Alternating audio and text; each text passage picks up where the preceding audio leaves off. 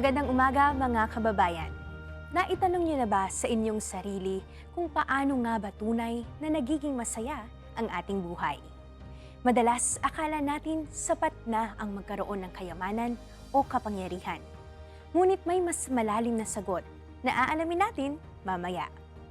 Pero bago yan, sabay-sabay nating tunghayan ang mga kwento ng pag-ibig sa kapwa. Mga totoong karanasan na maghahatid sa atin ng aral at mag-iiwan ng inspirasyon.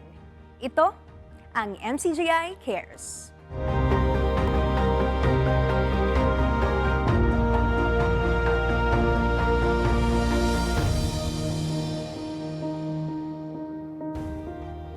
Hindi kaila sa atin na madalas nasasalanta ng bagyo ang Bicol Region. Sa katunayan, maraming tahanan sa Camarines Sur at Masbate ang nasira ng nagdaang mga bagyo. Ngunit binago ng bayanihan ang takbo ng kanilang kwento. Panoorin natin ito.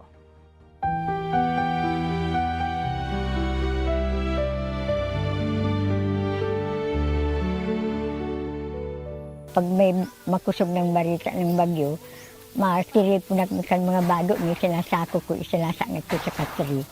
Tapos tatawid pa kami sa pero ang tubig din sa ilog, pag ganyan pa sa abayan. Tinatawid namin. Kaya sabi ko, Panginoon, wag mo kaming papabayaan na kami mag-apo. Paglalakad namin, sana alalayan mo po kami. Ang sinasabi ko, naalala ko ang Panginoon.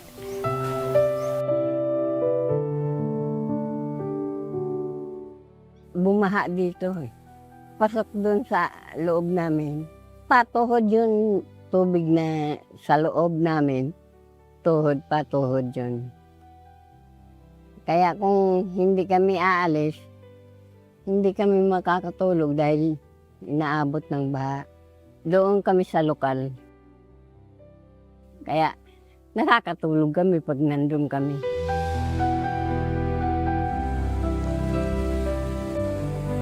Ito nga po nung talagang inaasahan ko na po na masirang bahay namin, unang-una luma na. Pero nananahid pa rin ako sa Panginoon dahil kailangan eh. Kaya nung umaga, tuwang-tuwa ako, sabi ko, Panginoon, salamat at di pag-iba nung umaga. Nung umaga ng tanghali, pagbalik ko, nag-iba na.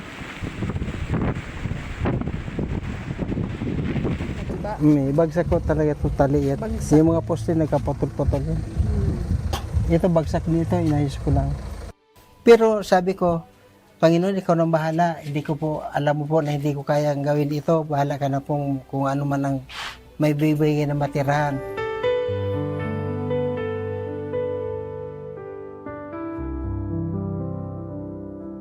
Nung nakita ko na pong unti-unti na pong inaangat yung bubong, ang ginawa ko po, pumunta po ko dito sa may kalapit bahay namin. Sumilong po sa kanila. Ito po yung mismong area na inaano ko pagka tuwing malakas ang bagyo. Itong bahay na to.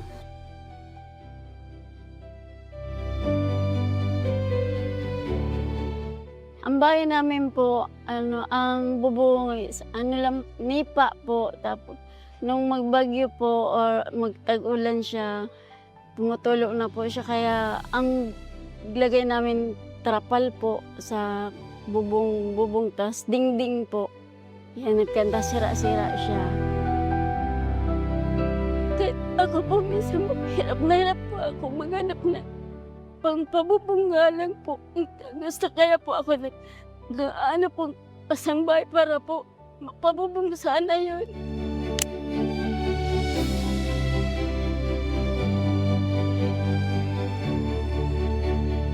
Itong huling bagyo na to na labis talagang pagdadalamhati ko na wala kami halos sa tutulog kami sa bahay namin na walang pinto. Tapos bigla lang babagsak yung mga semento na takot na takot talaga ako dahil baka sabi ko isang araw baka isa sa mga anak ko kaya ako ang mabagsakan ng semento. Kaya napagdesisyonin ko na lang na tumpagin na lang yung lahat ng mga bato para kahit papano, kahit wala kaming maayos na tirahan, meron pa rin kaming masisilungan kahit papano. Kaysa naman hintayin pa namin na may mapahamak pa sa aking mga anak.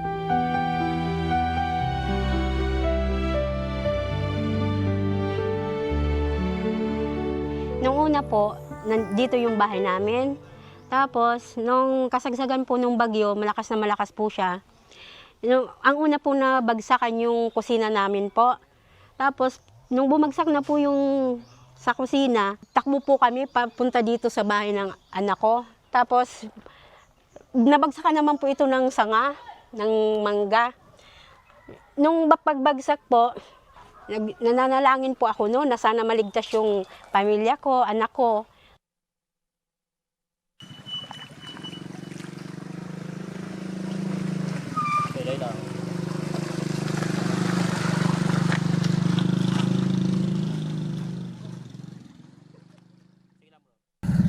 Ito po yung daanan papunta po doon sa site ni Sis Lourdes Esplana. Yung isa po sa recipient po natin na awa tulong po ng Diyos. Recipient po ng pabahay po ni Kuya Daniel. So dito po sa kalsadang ganito ka-kipot, ito po yung pinakamadaling daanan papunta doon. Yung mga aggregates po kagaya ng buhangin, yung graba, yung semento, dito po natin idinadaan. Sinasakay lang po yun sa single na motor kasi hindi siya abot ng 4 wheels. Ito yung natin daanan.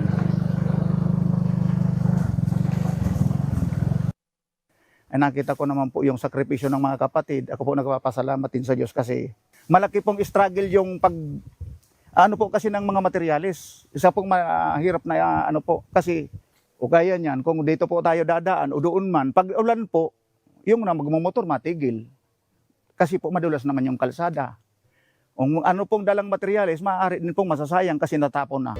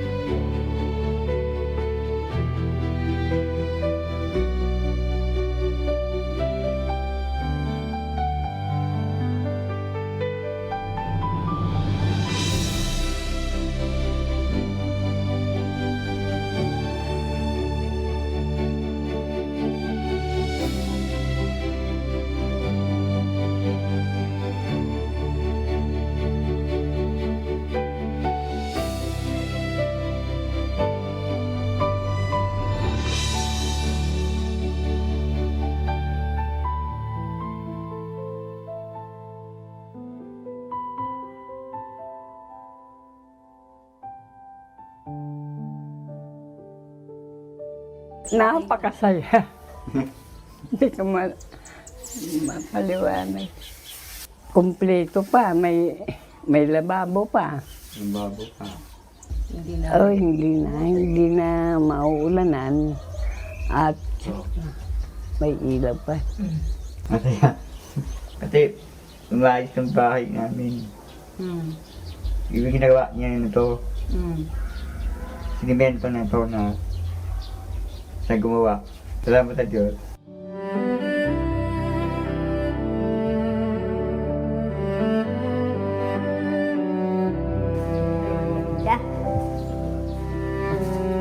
Gandang bahay, binigay sa akin ni Kuya. Aalagaan at aalagaan namin itong bigay ng buong kapatiran. Dahil alam ko po na ang bahay na to ay binuo ng pag-iibigan ng lahat ng mga kapatid sa buong mundo. Masayang-masaya ko, hindi ko maintindihan ko na. Pasalamat ko sa Diyos na ganyan ginawa sa akin, binigay sa akin ni Kuya Daniel, sa Panginoon. Pasalamat ko sa Panginoon na binigyan ako ng ganyan bahay. Tahimik na ang kaisipan ko na kami masaya na dito at hindi na kami ng mga tubig, agos. Wala na akong kaba. Wala na akong kabang maano pa kami madidisgrasya paglalakad namin. Kung may masamang panahon, papasok na kami dito. Tranquilo na, tahimik na kami dito sa bahay na itong binigay sa akin. Yan lang ang kasayahan ko dito.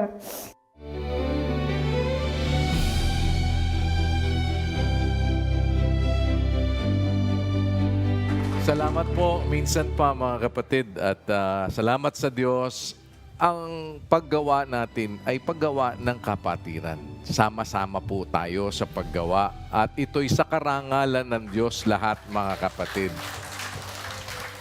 Kaya po lagi ang sa atin kung may nagagawa ang isang sangkap, paggawa nating lahat yun.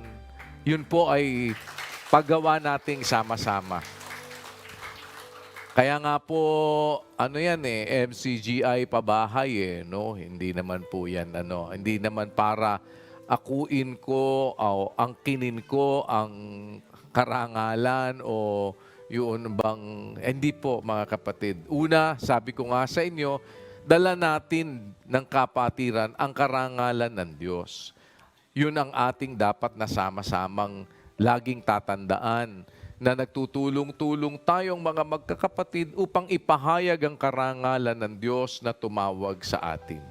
Kaya sa mga naging recipient po ng pabahay, yan po'y alay ng kapatiran sa inyo, mga kapatid. Handog ng kapatiran, paggawa ng kapatiran na kinakasangkapan ng Diyos. Paggawa ng kapatiran na sumasampalataya na naturuang umibig sa kapatid at sa kapwa-tao. Yan po ay iniaalay sa inyo ng buong kapatiran sa ikapagpapatuloy ng inyong paglilingkod na mapayapa at matiwasay. At yan ay pagmamalasakit ng Diyos sa inyo. Kaya po kayo ay naging recipient niyan. Kayo po ay recipient ng kabutihan ng Diyos, mga kapatid. Ang tiwala sa Panginoon, baunin natin palagi.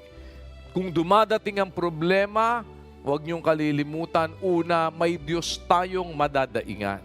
Pangalawa, may kapatirang bigay ang Diyos sa atin para tayo'y magtulong-tulong sa paggawa. Kung may dumating na kalamidad, nakaligtas naman tayo, awa ng Panginoon. Sa anumang paraan, pasalamat tayo sa Panginoon. Tignan ninyo, kahit na kalamidad, nagiging daan pa rin sa kabutihan ng Diyos sa ating mga magkakapatid. At sa huli, mga kapatid, iwan ko sa inyo ang sinabi po ng banal na kasulatan, 13 at 1 ng Hebreo. Mamalagi nawa ang pag-ibig sa mga kapatid.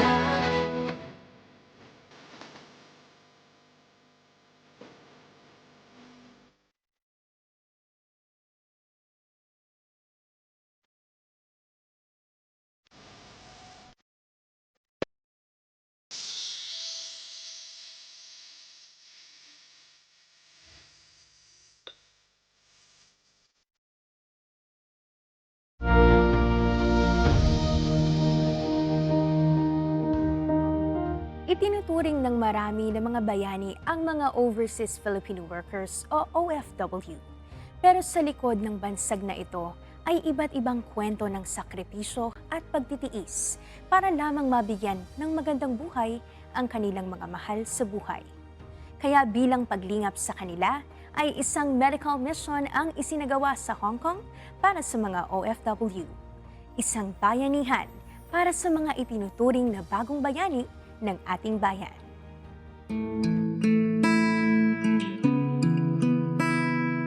Ang Hong Kong ay kilala bilang isa sa mga pinakamaunlad na lungsod sa Asya. Isang sentro ng kalakalan.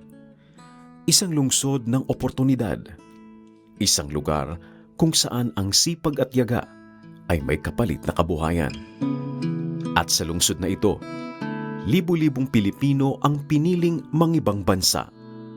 Iniwan nila ang sariling tahanan sa Pilipinas upang magtrabaho, upang makapagpadala, upang makapagbigay ng mas maayos na kinabukasan.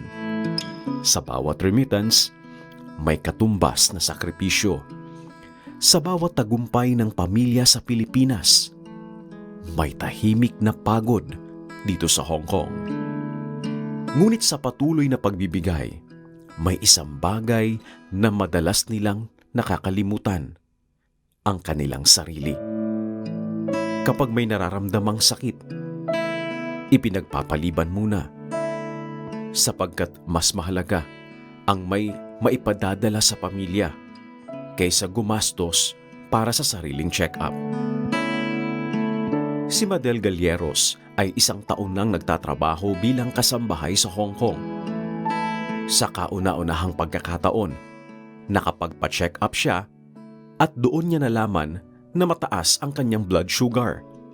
Ayon kay Madel, wala naman siyang nararamdamang kakaiba maliban sa madaling pagkapagod at paminsan-minsang pananakit ng katawan.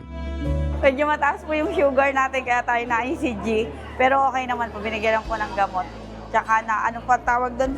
Sinek po doon sa A1 ba yun? A1C1. Hindi lahat ng nagtatrabaho sa Hong Kong ay may health insurance. Mas marami ang walang coverage o hindi alam kung paano ito magagamit. At kung meron man, kadalasan ay hindi nila ito na-avail para sa regular na check-up. Yung iba po covered, alam ko covered ng insurance, pero siyempre po, hindi yata lahat. Kaya kailangan din talaga na rin ma-check up. Marami po kasing OFW dito, di ba?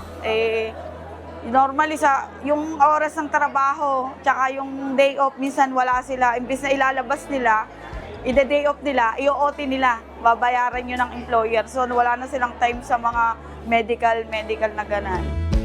Bukod sa pananakit ng katawan, may ilan ding nakararanas ng pamamaga ng katawan. Pati na rin ng mga suliranin sa dental at optical care. Ngunit sa kabila nito, patuloy pa rin sila sa pagtatrabaho. Isa na rito, si Fredicilia Inocencio. Sa akin po yung paa ko po, namamaga. Tapos yung hindi ko po kasi siya maipa-check up dahil iniisip ko nga po na kailangan magpa-x-ray. Medyo mahal. Kaya 1 taon ko rin po itong tiniis. Kaya dito po napatunayan na kailangan ko talagang ipa-x-ray siya. Dahil yung kabilang pa ako po maga. Tapos sa dental po at saka sa optal. Kasi yung salamin ko po, hindi na po siya pwede. Sobrang labo na po, hindi ko na po makikita. Kahit walang salamin, wala na po akong nakikita. Sobrang malabo na. Kaya kailangan na pong palitan. Bagamat may trabaho at kumikita, hindi ito sapat para unahin ang pagpapagamot dahil mas inuuna ang pagpapadala ng pera sa pamilya sa Pilipinas. Kasi lahat po may mga pasanin, kaya yung iba na gusto nilang magpa-check up, tinitiis na lang nila dahil para po mapunan yung pangangailangan ng pamilya nila sa iba kahit nahirapan na, meron ng iniinda. Kaya laking pasasalamat ng ating mga kababayan sa Hong Kong nang magkaroon ng medical mission doon. Dito ay nakapag-avail sila ng libreng konsultasyon, libreng mga gamot, libreng eye check-up at reading glasses, at libreng dental services. Bukod sa libreng medical services, ay nakapag-uwi rin ng libreng groceries ang ating mga kababayan sa pamamagitan ng MCGI Free Store. Malaking tulong po. Opo, malaking tulong po. Tulad ng grocery po kasi mahal din po kasi ang ano dito sa Hong Kong, mga bilihin. So, malaking tulong po. Kasi yung ibang employer, wala silang food allowance. So, malaking tulong kung meron na pong ano sa bahay. Sa isang lungsod na puno ng oportunidad, ang mga Pilipino ay patunay ng sipag at pagmamahal at sa bawat sakripisyong kanilang ginagawa, naway maramdaman nila na hindi sila nag-iisa. Sa paggawa ng mabuti, napapapurihan ng Diyos at sa pag-aalaga sa kapwa, nahahayag ang tunay na pag-ibig.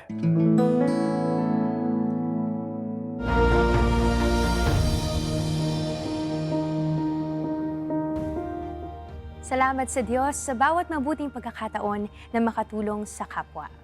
At bago kami magpaalam, may isang mahalagang katotohanan kaming nais ibahagi sa inyo mula sa banal na kasulatan. Ano nga ba ang sikreto sa isang maligayang buhay? Pakinggan natin ang kasagutan ayon sa Biblia.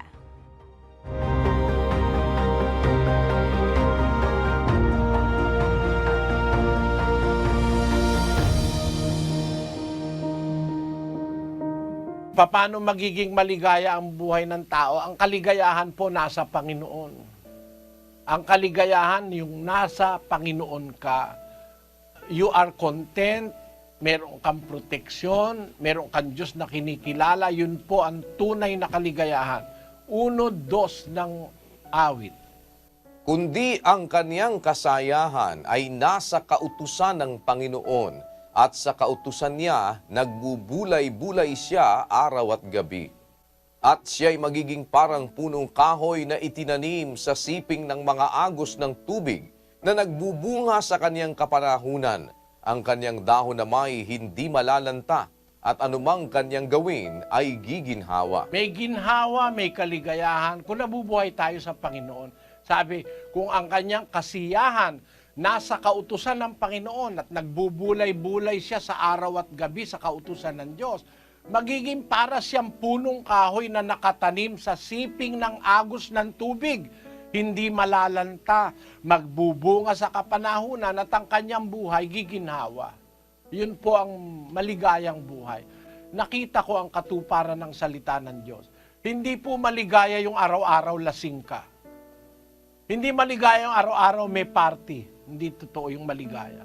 Ang tunay na kaligayahan ay yung nabubuhay ka sa isang paraan ng pamumuhay na itinuturo ng Diyos. May Diyos ka, marunong kang gumalang sa Diyos, sumasamba ka sa Diyos, marunong kang magmahal sa asawa, sa anak, marunong kang magmahal sa kapwa. Yun ang tunay na kaligayahan sa mundo.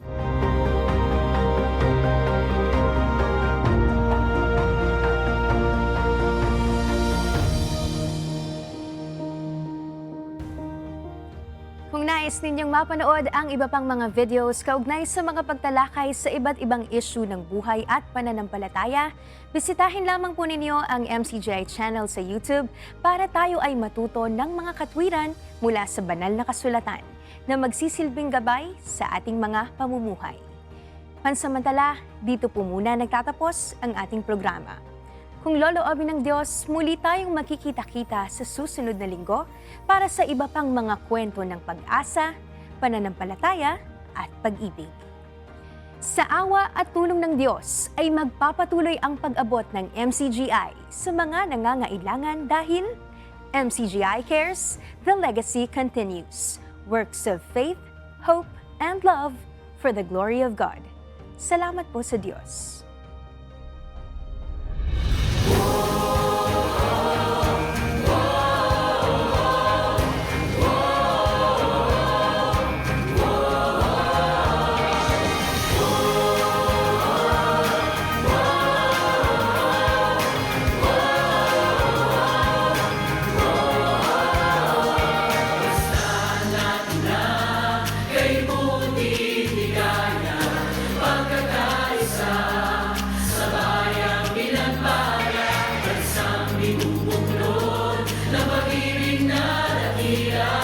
Aral ni Cristo,